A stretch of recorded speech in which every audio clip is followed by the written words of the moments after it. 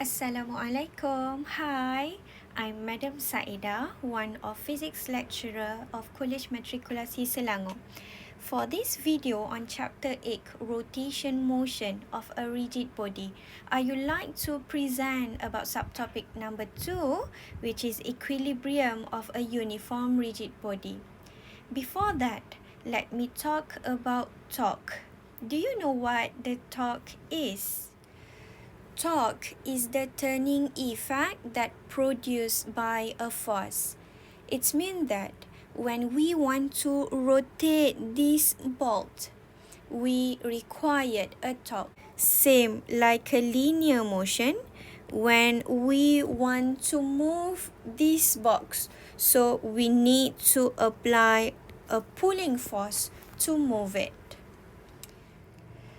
Torque is, by the way, created by force, but torque is also depending on the point of application where we apply the force to make this object rotate, and in which direction we apply that force.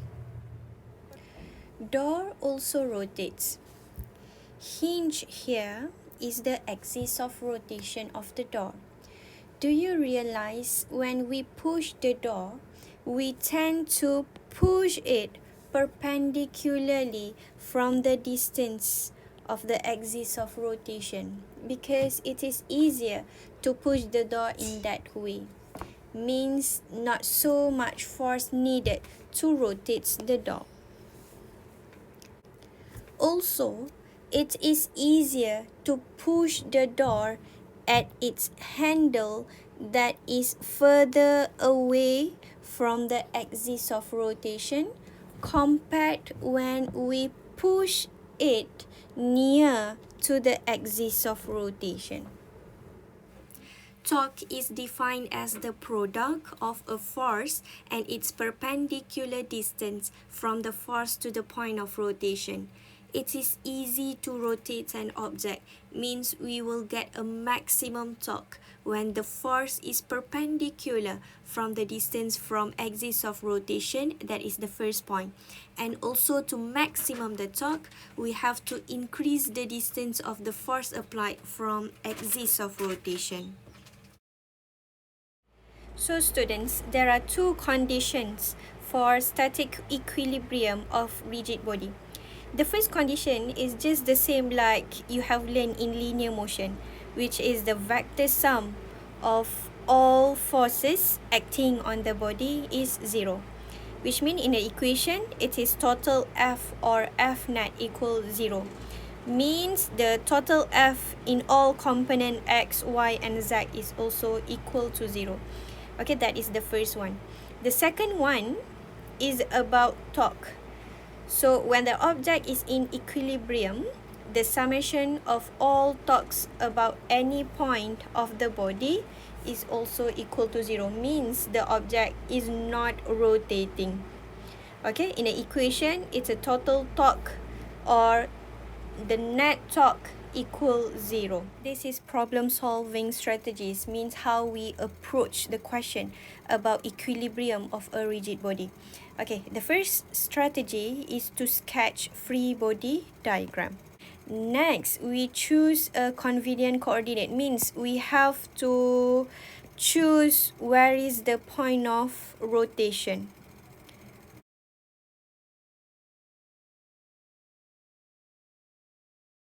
Next is to apply the conditions of equilibrium of a rigid body. Like I mentioned before, there are two conditions for equilibrium, which is total F equals 0 and total torque equals 0.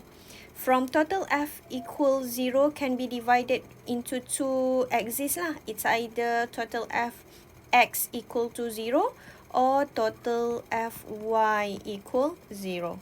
Okay, so lastly is to solve the equation for the unknowns from these two concepts of equilibrium.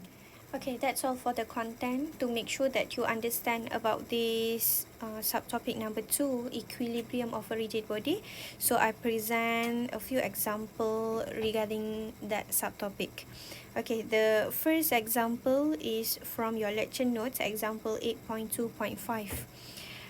A floodlight of mass 20 kg in a park is supported at the end of a 10 kg uniform horizontal beam that is hinged to a pole as shown in figure 8.6. The floodlight of mass 20 kg is at the end of the beam. The beam has its weight of 10 kg. Okay, and also this beam is hinged to a pole. Okay, this one is the hinge. There is a cable here at the angle 30° with the beam helps to support the light. This one is a free body diagram of the beam. So here is the beam. What are the forces that acted onto this beam? The first one is floodlight, isn't it? Okay, because the floodlight has its mass, so this is the weight of the floodlight lah. Okay, here.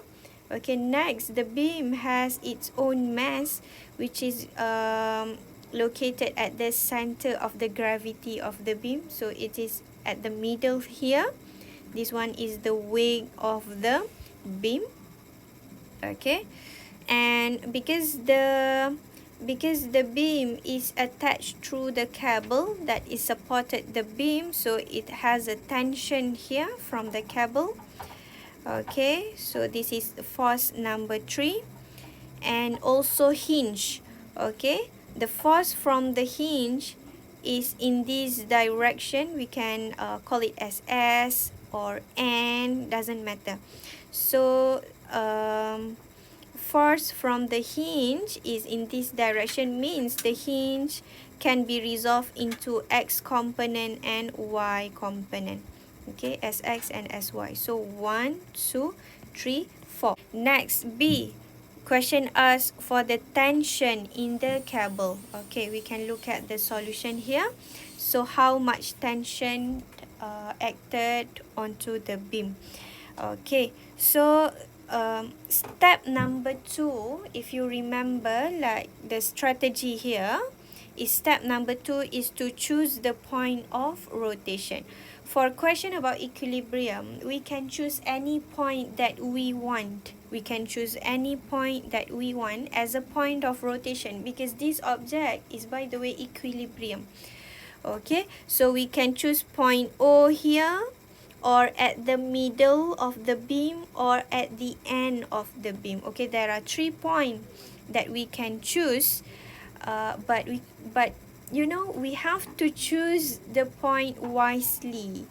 Okay, for me, I will choose point O, because when we choose point O, the value of torque of this point will be 0 because there is no distance from the force to the axis of rotation, because I want to make it force at the hinge as a 0 value, because torque equal F cross D, isn't it? So torque at for this force S, okay, is S times D. There is no distance from the axis of rotation, 0. So because of that, the torque of the hinge will be 0. Okay, so let's choose point O as a point of rotation. We construct the table.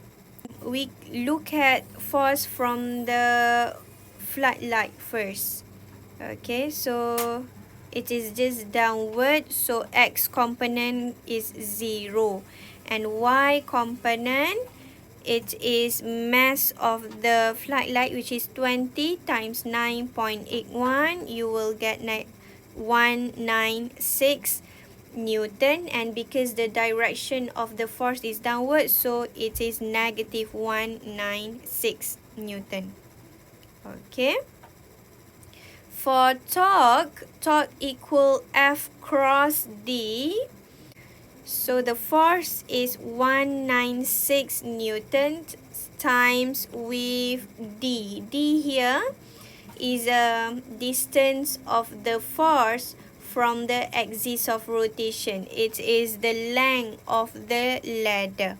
So length of the ladder is not given in this question, so we can just make it as a symbol of L.